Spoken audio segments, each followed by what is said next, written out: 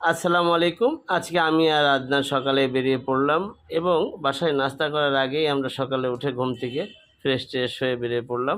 বাইরেই নাস্তা করব চিন্তা করে বনশ্রী এ ব্লকে একটি সুন্দর একটি হোটেল পেয়ে সেখানে নাস্তাটা শুরু করব। কিন্তু নাস্তাটা আ দেখলেই ভালো লাগে যে রুমালি রুটি সাধারণত আমাদের আশেপাশে তৈরি করে না।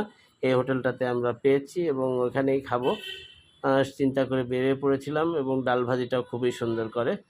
যাই হোক খাওয়া রুচিসম্মতই হয়েছিল। সকালের নাস্তাটা সেরে আমরা আবার বনশ্রীতে ঘুরবো। ঘুরতে যেখানে গেলাম সেখান থেকে হ্যাঁ, আমরা বেশ খানিকক্ষণ ধরেই ঘুরছিলাম। ঘোরার পরের শেষের দিকে অ্যা বেশ কিছু জিনিস কেনার উদ্দেশ্য আছে। দেখা যাক আগে একটু ঘোরাঘুরি কাজটা সেরে ফেলি। আর কাজটার ভিতর দিয়েই আমরা আরও অন্য কাজ সেরে তারপরে বাসায় ফিরবো। দেখতেই থাকুন, আমাদের সাথেই থাকুন। সবথেকে ভালো কথা যে আপনারা যদি আমাদের ভিডিওটা পছন্দ করেন অবশ্যই শেয়ার করবেন। আর এই সেই বাজার যে বাজারটা আসলে ইসাপুরের সমস্ত তরকারি আরকি দেশ মানে এটা হাইব্রিড না, বেশিরভাগ দেশীয়। যেরকম গাছের আম এখনই টাটকা পাকা আরকি। দেশাল আম ওই যে রাজশাহী বা অন্যান্য না। আনারস ছিল ওখানে আর জাম ছিল, যেটা খুবই আমার পছন্দের এবং ভালো লাগে।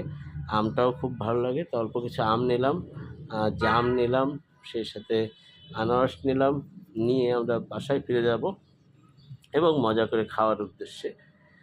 তো এসেই বাসাতে পৌঁছানোর সাথে সাথেই আনারস আ কাটা শুরু করলো এবং গরমের ভিতরে আ সবাইকেই এই ফল আ বেশি খাওয়ার কথা বলব। কারণ এই সময় যে পরিমাণ গরম হচ্ছে আর সৃষ্টিকর্তার সৃষ্টি, এই গরমের সময় এই সমস্ত ফল অবশ্যই আ সুন্দর একটা কারণ আছে। আমরাকে এই গরমকে উপেক্ষা করার কোনো আ ব্যবস্থাই আমাদের কাছে নেই। তবে এই ফল যদি আমরা খাই তাইলে অবশ্যই আমাদের সেই পুষ্টিগুণটা ঠিক থাকবে, শরীরকে দুর্বল করবে না। ভালো লাগছে আনারসগুলোর ঘ্রাণটা। আসলে আমি খুবই পছন্দ করি আনারসটাও।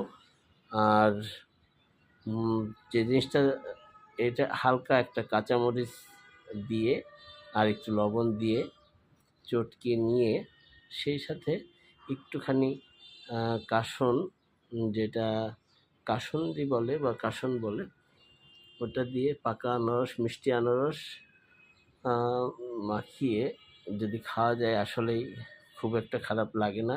তো আমরা সেই জিনিসটাই চেষ্টা করছি যে ওভাবে